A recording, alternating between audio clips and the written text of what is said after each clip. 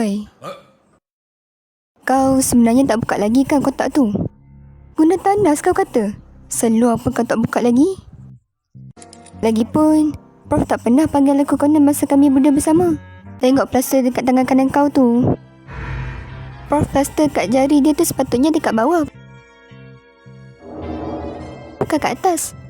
Lagipun, Prof tinggi dia sama dengan Ran. Macam mana kau senang-senang je boleh ambil buku tu sedangkan Ran tak boleh? Kan pelik tu. Ni mesti sebab kau guna ketebalan kaki Prof kan? Lepas tu kau bengkokkan lutut kau supaya dia jadi nampak pendek sikit. Dengan cara tu senanglah kau ambil buku tu. Betul kan?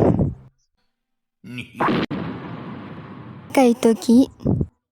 Orang Amerika bernama Henry menulis jam datuk saya pada tahun 1876.